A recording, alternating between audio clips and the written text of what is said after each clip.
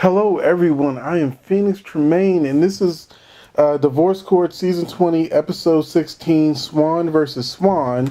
And it's Thanksgiving, so I don't know when you're seeing this video. Excuse me, but for me, it's Thanksgiving. It has not gone the way I wanted it to, but we're here. And this was an interesting case. I've got a few more episodes to catch up on to make sure that all next week's episodes are on in advance, come out on time every Monday through Friday at 8 a.m. So with this case, was I the only one that did the math? I mean, like, really? I was listening to their problems. Normally, when an episode comes on and they show the ages and the work experience and all that at the beginning, I usually jot all that down, like up here. I've jotted it down, their ages, their work, because it kind of helps me sort of like um, decide certain things about them as a person, because at different ages, you're at different stages of life.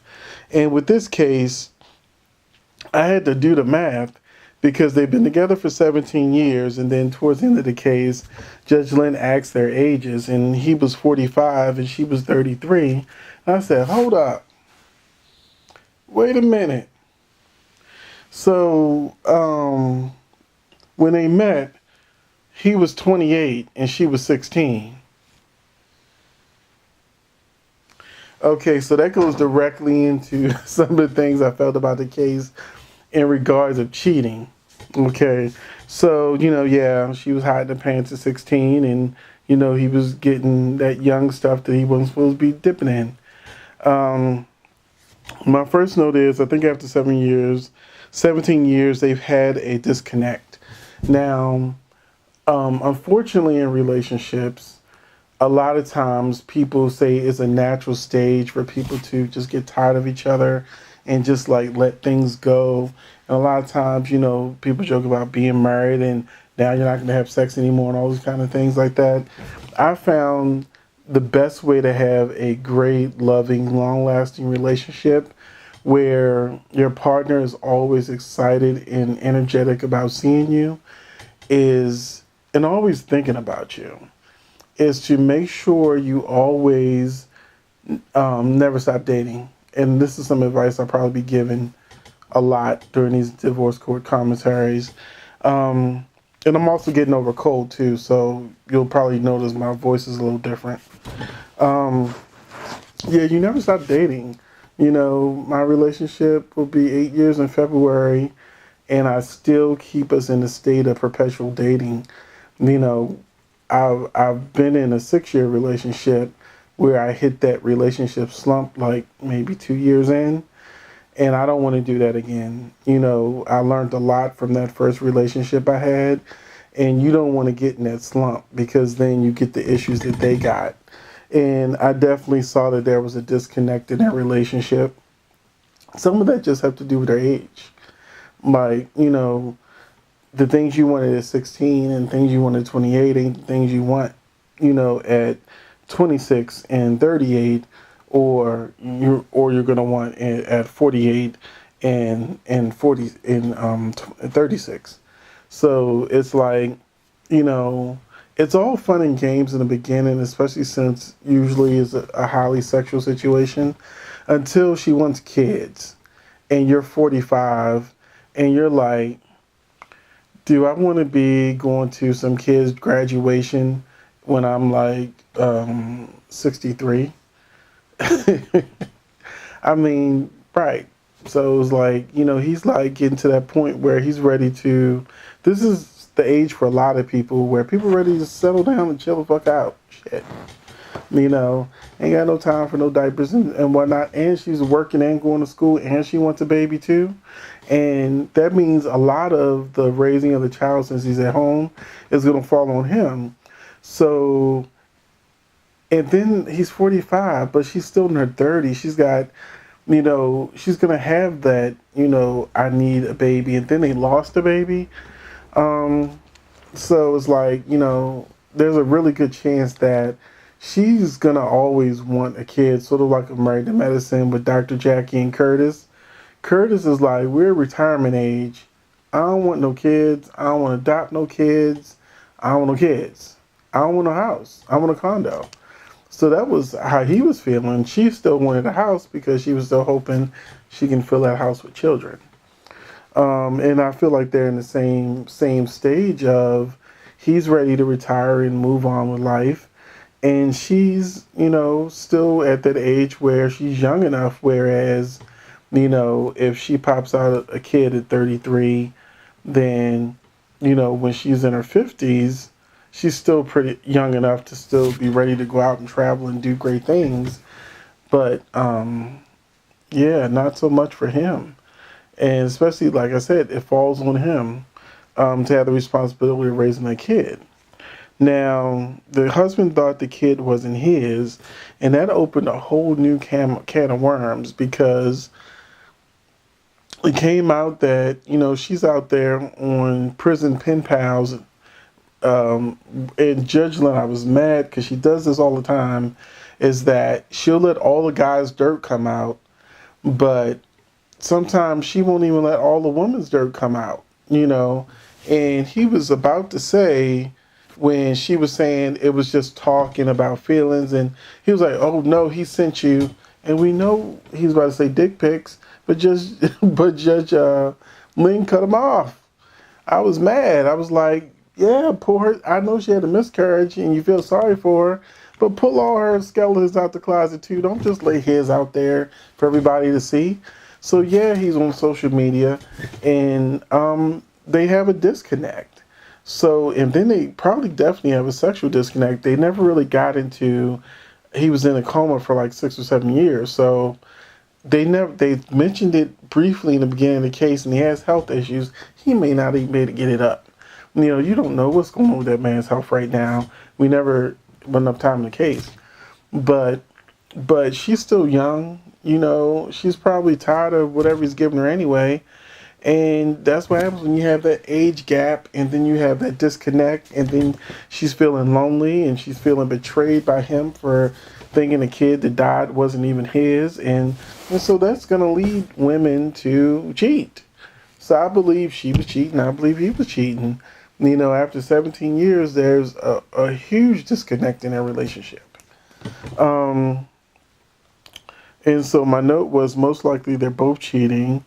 She's got jail pen pals, and he's got secret social media. And then when it comes to the adoption, and he said, you never know what you're going to get. I understand what Judge Lynn said when she's like, look, even if they're biological kids, you don't know what you're going to get. And adoption is important. But I also understand why he has reservations. I have a friend who adopts kids, and he also fosters kids. And, he had a kid that died on him, which was very tragic, very sad. And that's the kid he adopted. And then he also has had foster kids that have stolen from him, tore up his house, slashed his tires, and he's a good person. He hangs in there, and, he'll tell the foster care people, look, you gotta get this kid out of my house, or this kid can't come back to my house. But had pyromaniacs and a whole lots of stuff happen. And as a foster parent, they don't want you to know all that. So they'll let him know you're getting a troubled child, but they won't go into details about what trouble is, because they really want that child to come in with a fresh slate. But there's some foster kids that are in gangs. So you never know. You don't always get a baby. They're there, but you don't always get a baby. So, I understand her need to have a child or adopt a child, but she picked the wrong man if that's the course she want to do, unless he's on the same page as her. Because, there's been some amazing stories where foster kids, they just needed love, they just needed attention, they just needed guidance. And it was that foster parent that gave them that love, attention, and guidance, and they went on to do great things in life. But, so I'm not saying foster care is bad. What I'm saying is, you got to go in it with your eyes open, and you got to go in it ready. Like I said, my friend who gets foster kids, he's a person who's good. He was in the military, so it's like, he's ready. He's time enough for him. He's ready for them. I had an aunt that had foster children, and she was horrible. I hope she never gets a foster kid again. She treated those kids horribly, and I was glad they were taken away from her. So, you never know what you're going to get, and the child don't know what kind of foster parent they're going to get. And a lot of times, if they're older, by the time they get to you, they've been through so many different foster homes and whatnot that, is really a adjustment period of each person getting to know each other. So it's a commitment that you've got to really be ready for. And he ain't there. And I felt like this marriage could be saved because I feel like love was there. I feel like the judge did help her forgive him for not believing the kid was his, even though he had good reasons. Because if y'all having sex maybe once a month, it only takes one time. But if she's also out there doing her thing, not coming home, like he was saying, she's like, he's always with his friends. You're building lives outside of each other instead of together. So it was nice to see that at the end with the synopsis that it says he's spending more time with her. They have better communication, and it's a much better relationship. So I'm happy to hear that. I hope they stay the course. And my best advice to them is to treat your marriage like you're two single people dating, and you're going on movies, you're doing little nice things for each other. You're thinking about the other person, you're learning about the other person, because people always grow and change. So there's always something new to learn. And I think for him, with them idle hands and idle mind, I think he just need a hobby.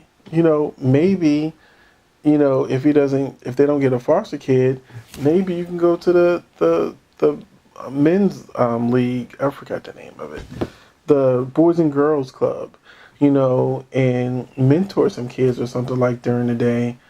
Something, that could be another way to have, a child that goes back home, but you can also sort of be like godparents to that kid. I'm sure there's kids in the family that they could, help out more and try to be a little more diligent with. So I think he needs more to do with his time. I think that when she gets out of school, she'll have even more time for the relationship.